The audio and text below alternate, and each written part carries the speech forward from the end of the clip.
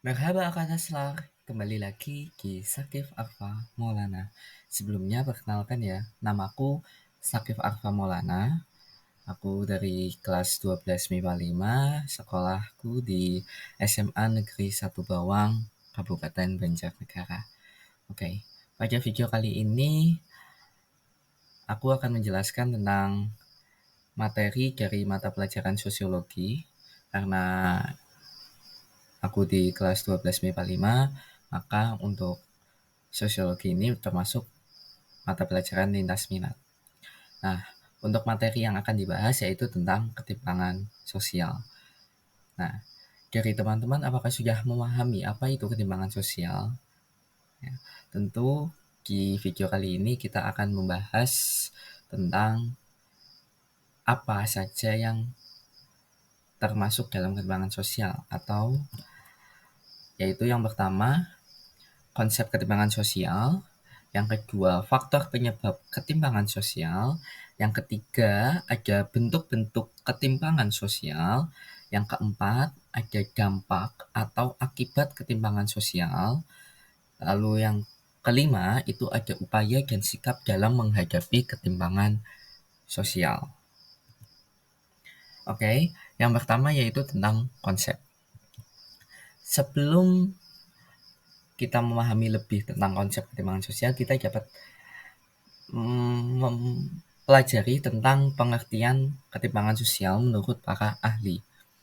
Yang pertama, menurut Andrinov Archaniago, ketimpangan adalah buah dari pembangunan yang hanya berfokus pada aspek ekonomi dan melupakan aspek sosial. Lalu, yang kedua, menurut Jonathan Houghton dan Shahidur Erhankor, ketimpangan sosial adalah bentuk-bentuk ketidakadilan yang terjadi dalam proses pembangunan. Yang ketiga, Royhatul Aswidah, ketimpangan sosial sering dipandang sebagai dampak residual dari proses pertumbuhan ekonomi. Lalu yang terakhir yaitu dari Haryanta, ketimpangan sosial atau kesenjangan sosial diartikan perbedaan jarak antara kelompok atas dan kelompok bawah. Oke. Lalu bagaimana konsep secara ringkasnya dari ketimpangan sosial sendiri? Ketimpangan sosial dapat diartikan sebagai ketidakseimbangan kehidupan masyarakat karena adanya perbedaan status sosial, ekonomi, hingga kekuasaan. Dengan kata lain, terjadinya perbedaan antara lapisan satu dengan lapisan lainnya, yang dimana hanya salah satu pihak yang diuntungkan. Nah, dari pengertian ini, saya menyimpulkan hanya dari dua kata, yaitu ketimpangan dan sosial. Nah, ketimpangan itu adalah ketidakseimbangan. Dapat kita analogikan sebagai timbangan, ya, seperti yang ada di gambar, timbangan yang tidak seimbang dan hanya salah satu yang diuntungkan. Kemudian dari kata sosial, sosial itu berarti bermasyarakat atau masyarakat. Nah, bersangkut pautkan dengan kehidupan bermasyarakat. Dapat diambil contoh seperti yang ada di gambar, ada masyarakat kaya dan ada masyarakat miskin, atau ada masyarakat yang memiliki tempat tinggal mewah dan ada masyarakat yang memiliki tempat tinggal jauh dari kata sederhana yang berada di pinggir sungai. Oke, kemudian tentang faktor penyebab. Faktor penyebab ketimpangan sosial itu dibagi menjadi dua, faktor internal dan faktor eksternal. Nah, apa itu faktor internal dan faktor eksternal? Faktor internal itu berasal dari dalam diri seseorang atau berasal dari diri kita sendiri. Sedangkan dalam faktor eksternal itu yang berasal dari luar kemampuan diri sendiri atau diri seseorang. Ya. Nah, untuk faktor internal itu dapat berupa apa saja dan faktor eksternal dapat berupa apa saja. Oke. Faktor internal itu bisa dalam kondisi demografis, kondisi pendidikan, kondisi ekonomi, kondisi kesehatan, perbedaan status sosial, stratifikasi sosial, sikap prejudis, dan diskriminasi. Nah, mengapa mereka termasuk dalam faktor internal? Kondisi demografis. Nah, yang gimana kondisi ini bersangkut pautkan dengan masalah kependudukan. Ya, kondisi antara masyarakat satu dengan yang lainnya yang memiliki perbedaan. Perbedaan antara masyarakat satu dengan yang lainnya itu dapat berupa jumlah penduduk, komposisi penduduk, dan persebaran penduduk. Oke, yang berikutnya yaitu tentang kondisi pendidikan. Kondisi pendidikan itu merupakan kunci pembangunan. Terutamanya itu pendidikan itu adalah kunci pembangunan. Ya, yang gimana tadi sudah dikatakan dari Andrinov dan Jonathan bahwa jika pembangunan ada masalah, maka itulah menimbulkan yang namanya ketimpangan sosial. Ya, dapat kita lihat dalam perbedaan yaitu pendidikan di daerah terpencil dan daerah kota, yang gimana daerah terpencil itu anak-anak memiliki semangat belajar yang tinggi meskipun fasilitasnya itu kurang atau jauh dari kata mencukupi. Sedangkan anak-anak yang berasal dari kota, terutama kota besar, itu masih ada sifat atau rasa semangat belajar yang kurang, tetapi fasilitas itu sudah mencukupi. Oke. Kemudian kondisi ekonomi. Kondisi ekonomi ini dapat dikatakan sebagai faktor penyebab utama, ya. Mengapa? Karena adanya pembangunan ekonomi yang tidak merata. Pembangunan ekonomi yang tidak merata ini juga disebabkan karena perbedaan antara wilayah yang satu dengan wilayah lainnya. Kemudian ada kondisi kesehatan. Kondisi kesehatan ini kenapa masuk terdalam faktor penyebab ketimpangan? Itu karena tidak meratanya dari fasilitas kesehatan, ya, sehingga menyebabkan tingkat kesehatan dan kesejahteraan masyarakat satu dan lainnya itu tidak sama atau berbeda, ya. Kemudian perbedaan status sosial. Mungkin sudah dikatakan dari pendapat dari Haryanta yang gimana terdapat lapisan atas dan lapisan bawah, ya, status sosial. Yang ini nanti bersangkut juga di aspek berikutnya yaitu stratifikasi sosial. Nah, terutama di stratifikasi sosial tertutup yang masyarakat itu tidak memiliki peluang untuk berpindah ke strata lainnya. Lalu ada sikap prejudis. Apa itu sikap prejudis? Sikap yang berdasarkan pada generalisasi yang tidak berdasarkan realitas dan cenderung subjektif. Nah, sikap ini biasanya diarahkan kepada kelompok orang dari kelas sosial, jenis kelamin, umur, partai politik, ras, hingga suku tertentu. Ya, biasanya sikap ini lebih ke sikap stereotip, ya, stereotip atau juga sikap rasisme, ya. Kemudian ada diskriminasi. Nah, diskriminasi ini menjadi salah satu juga faktor yang menyebabkan ketimpangan sosial, ya, karena masyarakat itu merasa adanya ketidakadilan di dalam pembangunan yang dilaksanakan, sehingga mereka juga merasakan ketidakpuasan terhadap pembangunan yang terjadi, begitu. Nah, faktor berikutnya yaitu adalah faktor eksternal. Faktor eksternal itu adalah letak dan kondisi geografis. Nah, mengapa letak dan kondisi geografis ini bisa termasuk dalam menyebabkan ketimpangan sosial? Ya, letak dan kondisi geografis, terutamanya di negara Indonesia, itu yang memiliki jumlah pulau-pulau yang banyak, itu sangat mempengaruhi karena kesulitannya untuk mengelola dengan baik pulau satu dengan pulau lainnya, ya, atau pula sulitnya untuk melakukan pembangunan secara merata karena daerah yang memiliki dataran-dataran berbeda, seperti ada memiliki dataran tinggi dan dataran rendah. Oke. Kemudian berikutnya adalah kemiskinan.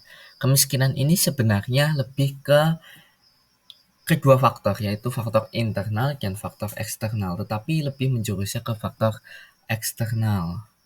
Ya. Mengapa demikian? Karena kurang kemampuan, yaitu mutu pendidikan dan sifat malas yang melekat. Itu contoh dari internalnya sendiri. Tetapi kalau dari faktor eksternalnya sendiri, itu apa ya? Adanya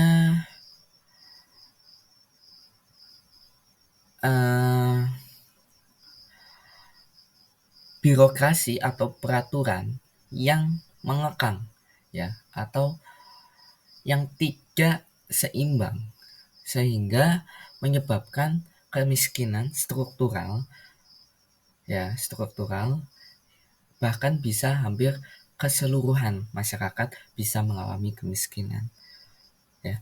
Atau dapat dikatakan juga kemiskinan ini karena aturan hukum negara yang sulit diterima oleh masyarakat, sehingga kesusahan dalam mengembangkan pembangunan atau mengembangkan hal yang ingin dibangunnya, begitu. Lalu ada aturan hukum yang mengekang. Ya, ini sebenarnya masih masuk ke kemiskinan yang tadi. Jelas, aturan yang tidak selaras begitu dengan kondisinya. Lalu adalah yang terakhir, yaitu minimnya lapangan pekerjaan. Nah, minimnya lapangan pekerjaan ini membuat masyarakat akan mengalami ketimpangan. Mengapa? Karena adanya kesulitan untuk bertahan hidup. Nah, bertahan hidup itu nanti bermasalah di kehidupan ekonominya masing-masing, begitu. Nah, terutamanya itu faktornya adalah pengangguran. Dampaknya nanti adalah pengangguran, begitu. Oke, kemudian adalah bentuk-bentuk ketimpangan sosial. Nah, kita dapat melihat dari gambar di sini. Gambar di sini itu menunjukkan salah satu bentuk-bentuk ketimpangan sosial. Bentuk-bentuk ketimpangan sosial itu dibagi menjadi dua, ketimpangan sosial ekonomi dan ketimpangan sosial non-ekonomi. Oke, pada yang ditampilkan ini ketimpangan sosial ekonomi. Yang pertama yaitu ketimpangan antara pemilik modal dengan buruh. Buruh atau pekerja dapat dimaknai sebagai seseorang yang menggunakan tenaga dan kemampuannya untuk mendapatkan balasan berupa pendapatan, baik berupa uang maupun bentuk lainnya kepada pemberi kerja, pengusaha, atau majikan. Penggunaan istilah pekerja yang selalu disatukan atau selalu dibarengi dengan istilah buruh menandakan dua istilah tersebut memiliki makna yang sama. Yang dimana jelas ketimpangan itu ada dua lapisan, lapisan atas dan lapisan bawah. Yang dimana lapisan atas ini dimisalkan sebagai pemilik modal. Nah, sedangkan di lapisan bawah adalah buruh. ketimbangan terkadang itu di antara dua lapisan ini yang di tengah-tengahnya itu adalah kebijakan. Seperti yang ada di gambar, itu tengah-tengahnya aja kebijakan. Yang dimana kebijakan ini biasanya hanya memihak pada salah satu pihak saja. Atau katakan salah satu pihak yang diuntungkan. Nah, terkadang dalam ketimbangan pemilik modal dengan buruh ini, biasanya yang diuntungkan itu adalah pemilik modalnya sendiri. Sehingga buruh itu ada kalanya mengadakan demonstrasi yang menandakan ketidakpuasannya mereka terhadap kebijakan yang diberikan. Kemudian adanya ketimbangan antara kelompok kaya dan kelompok miskin. Dari gambar ada rumah yang gimana biasanya yang di sebelah kanan itu rumah si kelompok kaya dan sebelah yang kiri adalah rumah si kelompok miskin. Ya, ini gambar salah satu gambarnya, yaitu yang gimana penjelasannya manusia ada yang terlahir dalam keluarga kaya dan ada yang terlahir dalam keluarga miskin. Akan tetapi nasib manusia dapat berubah dengan usaha yang dimilikinya. Karena Tuhan Yang Maha Esa membekali akal pikiran, kecerdasan, semangat pantang menyerah, dan kerja keras pada diri manusia. Nah, jadi ketimbangan ini sebenarnya untuk kelompok kaya dan kelompok miskin ini dapat berubah sehingga tidak akan menimbulkan ketimbangan. Karena kita dapat mengubah nasib kita sendiri, ya yang sudah aja Tuhan Yang Maha Esa itu telah membekali akal, pikiran, kecerdasan, semangat pantang menyerah, dan kerja keras untuk kita mengubah nasib kita. Gitu. Kemudian, ketimbangan pembangunan yang dipengaruhi kebijakan pemerintah. Ya, nah untuk ketimbangan ini ada dibagi menjadi dua, ketimbangan desa dan kota, dan ketimbangan Pulau Jawa dan Pulau Luar Jawa. Ya, nah bagaimana ketimpangannya? Jelas ketimpangannya biasanya yang sudah kita lihat dalam kehidupan sehari-hari, pemerintah itu membuat kebijakan yang mungkin sangat berbeda antara kebijakan yang berada di kota dengan kebijakan yang berada di daerah. Nah, kebijakan ini biasanya ada beberapa faktor. Faktor yang pertama itu letak geografis, lalu yang kedua sumber daya alam, lalu ketiga sumber daya manusia, lalu keempat adalah prasarana dan sarana, yang terakhir yaitu tentang daerah yang terisolasi atau konflik ataupun rawan bencana. Nah, biasanya kebijakan ini ya yang mempengaruhi keluarnya kebijakan. Faktor inilah yang mempengaruhi keluarnya sebuah kebijakan. Nah, untuk di Pulau Jawa dan Luar Jawa itu karena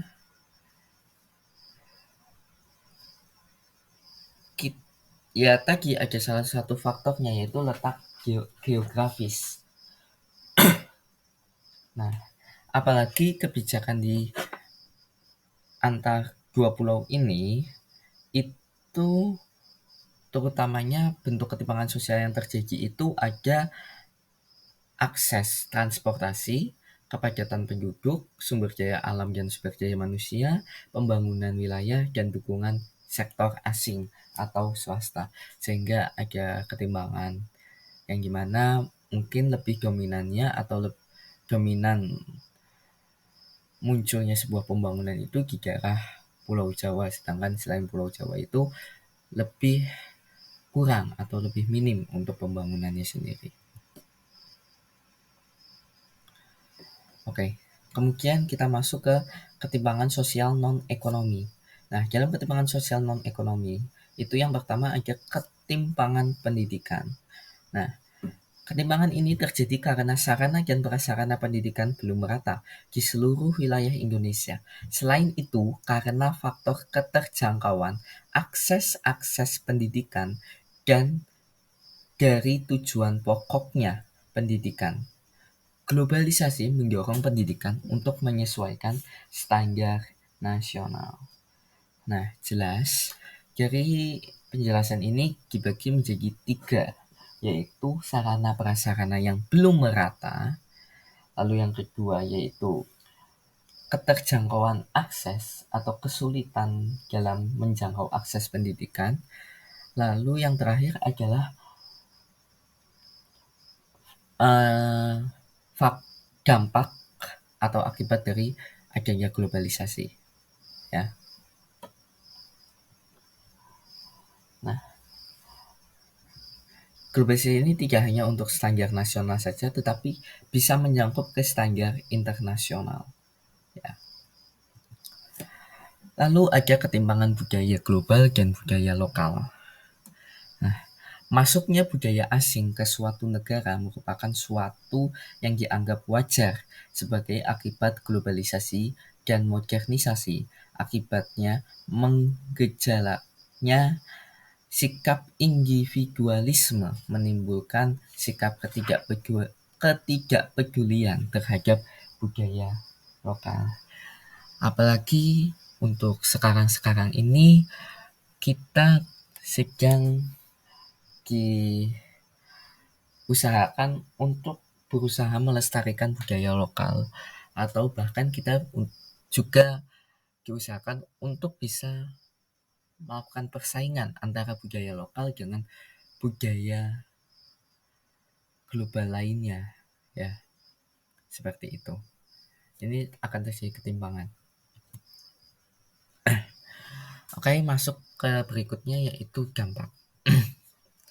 Dampak atau akibat dari ketimpangan sosial. Dampak ini dapat dibagi menjadi 2, dampak positif dan dampak negatif. Dampak positif yang pertama, menjadi stimulasi ampuh bagi beberapa wilayah untuk memaksimalkan potensi mereka demi menuju ke arah yang senantiasa lebih baik lagi. Dapat dikatakan lainnya yaitu menjadi contoh untuk daerah lain, sehingga daerah lain ini mendapatkan motivasi untuk membangun lebih maju lagi di daerahnya. Seperti itu. Lalu yang kedua, menumbuhkan rasa empati antar golongan untuk membantu yang lain demi mendapatkan kesetaraan yang sudah semestinya. Nah, jelas ini berhubungan dengan empati, yaitu lebih ke perilaku masuknya, perilaku untuk menghargai atau lebih membantu antar sesama. Lalu meminimalisirkan mental individu yang biasanya gampang atau cepat puas. Dengan ini mereka akan terus didorong untuk mengkontribusikan yang lebih baik dari diri mereka masing-masing. Yaitu di sini itu untuk mengubah ego, ya, mengubah ego atau mengubah mindset seseorang individu untuk tidak cepat puas, ya, tidak cepat puas terhadap apa yang sudah mereka lakukan. Nah, dengan melihat individu lainnya, begitu. Ini juga berhubungan dengan yang poin pertama.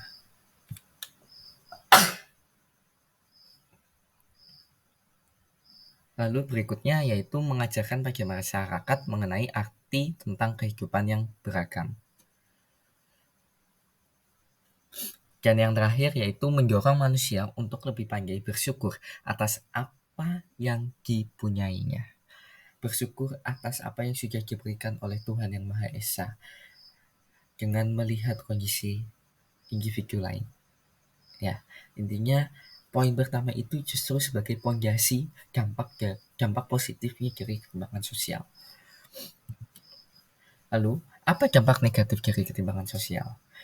Yang pertama, adanya terpaksa menghalalkan segala cara agar dapat memenuhi hidupnya, yaitu jangan melakukan berbagai macam tindakan kriminal.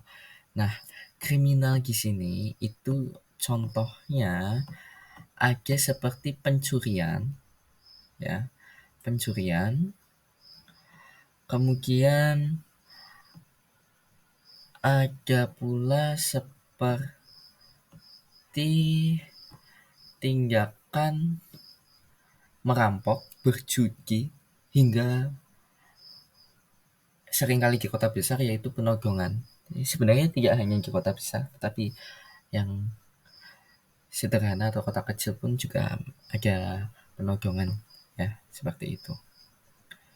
Lalu munculnya sikap atau perilaku diskriminasi sosial. Nah, diskriminasi ya ini ada diskriminasi langsung dan diskriminasi tak langsung atau tidak langsung. Diskriminasi langsung itu lebih ke agama, ras, jenis kelamin, kondisi fisik, sehingga sebagian orang tidak mendapatkan peluang yang sama. Itu untuk diskriminasi langsung. Sedangkan untuk diskriminasi yang tak langsung itu suatu peraturan yang sifatnya netral, namun dalam pelaksanaannya di lapangan terjadi diskriminasi terhadap masyarakat yang memiliki karakteristik tertentu atau diskriminasi yang lebih menjurus ke sifat khusus atau karakteristik khusus seseorang gitu. Seperti politik mungkin, pandangan politik dan lainnya.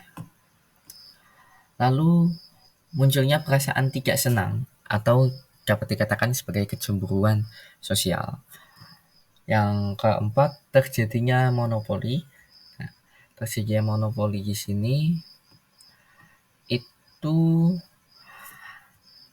menyebabkan masyarakat atau individu yang kaya menjadi kaya, sedangkan yang miskin tetap menjadi atau bahkan semakin miskin gitu. Nah, hal ini biasanya disebabkan atau disebabkan beberapa faktor, yaitu ekonomi, hukum, politik, dan bidang lainnya, ya, yang dimana ingin menguasai bidang masing-masing dengan cara mengendalikan atau lebih melebarkan kekuasaannya mereka. Nah, sehingga masyarakat bawah atau lapisan bawah atau masyarakat miskin itu tertindas, ya, karena kalah dengan lapisan atasnya atau kayanya, ya, seperti itu. Kemudian yang terakhir adalah konflik sosial. Nah, konflik sosial ini jelas adanya, ya, yang dimana konflik ini jelas berasal dari adanya perbedaan ini bisa pendapat, ideologi, budaya, atau lainnya, ya, yang berada di masyarakat sehingga dapat menimbulkan masalah, ya. Nah, atau peristiwanya salah satunya adalah aksi massa demonstrasi. Nah, itu salah satu konflik sosial. Masuk yang terakhir yaitu upaya. Upaya dan sikap dalam menghadapi ketimpangan sosial. Nah, yang pertama itu ada toleransi dan menghargai perbedaan. Kerjasama dalam mewujudkan kedamaian yang di dalam masyarakat beragam sangat penting dibutuhkan. Dengan menghargai perbedaan yang ada sehingga akan berdampak meminimalisirkan konflik yang akan terjadi. Jelas yang pertama ada toleransi atau menghargai sebuah perbedaan. Nah, yang gimana toleransi ini akan menciptakan kondisi yang kondusif, ya, kondisi yang kondusif dan saling melindungi antar sesama, ya, saling melindungi begitu.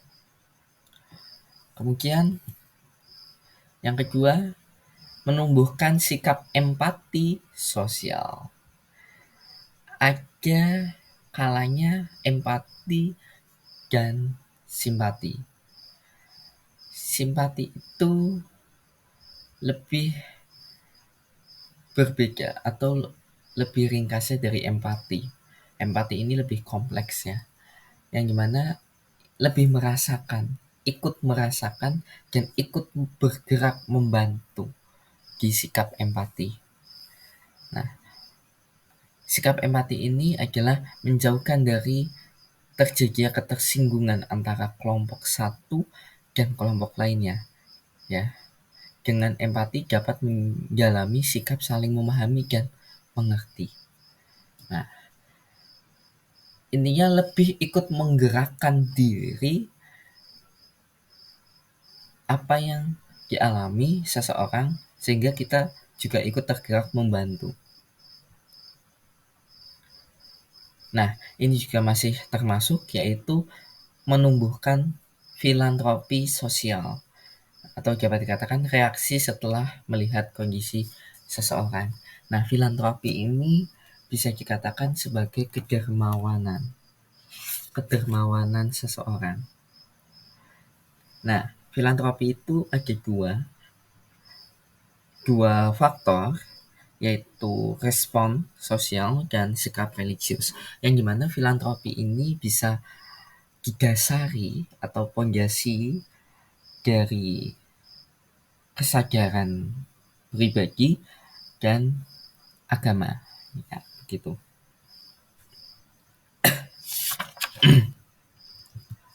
Lalu selain dari tiga upaya atau beberapa upaya dalam mengatasi ketimpangan sosial itu ada lagi yang pertama adalah perbaikan sumber daya manusia atau SDM dalam bidang pendidikan. Nah, yang dimana jelas karena pemerintah ya atau lembaga, ya lebih ke pemerintah itu untuk mendorong sumber daya manusia yang berkualitas, sehingga apabila sumber daya manusia yang sudah berkualitas akan mempengaruhi bidang pendidikan yang juga akan berkualitas. Oke, yang kedua, pemerataan penduduk diiringi pembangunan yang merata. Nah, pemerataan penduduk di sini ke mobilitas geografis, perpindahan penduduk dari satu daerah ke daerah lainnya. Sehingga dengan adanya pemerataan, masyarakat akan melakukan mobilitas. Sehingga nanti ada pemerataan di daerah satu dengan daerah lainnya. Lalu yang ketiga, terciptanya peluang kerja yang besar. Nah, masyarakat harus bisa menciptakan lapangan kerja untuk bisa keluar dari ketimpangan. Dengan adanya kesederajatan akan memungkinkan masyarakat untuk membuka lapangan kerjanya sendiri. Ya, ini juga ada faktor faktor pendukungnya yaitu menumbuhkan sikap empati. Begitu. Jadi ikut mempartisipasi dalam mengatasi dengan menciptakan peluang kerja atau membuka lapangan kerja. Oke. Yang terakhir yaitu menekan atau memberantas tindakan korupsi. Nah,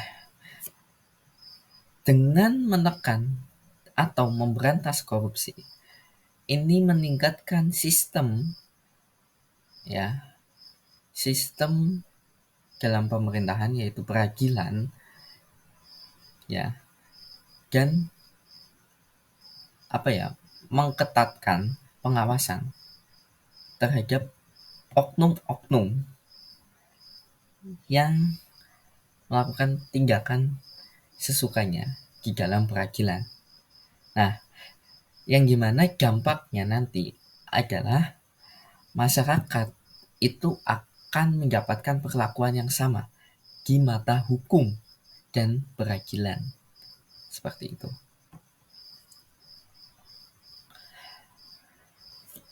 Nah, berikut ada kata-kata dari mantan Presiden Indonesia yang ketiga, yang mengatakan, "Saya punya cita-cita untuk membina generasi muda jauh lebih baik dari saya.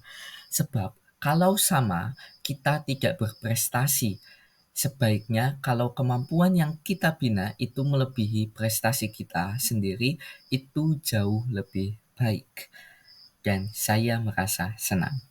Itu yang dikatakan oleh Baharudin Yusuf Habibie, mantan presiden ketiga Indonesia. Sekian dari materi yang saya jelaskan tentang ketimpangan sosial. Saya ucapkan terima kasih kepada teman-teman yang sudah menonton dan mendengarkan penjelasan dari saya. Saya ucapkan terima kasih sebesar-besarnya. Bersyukurlah. Selamat tinggal.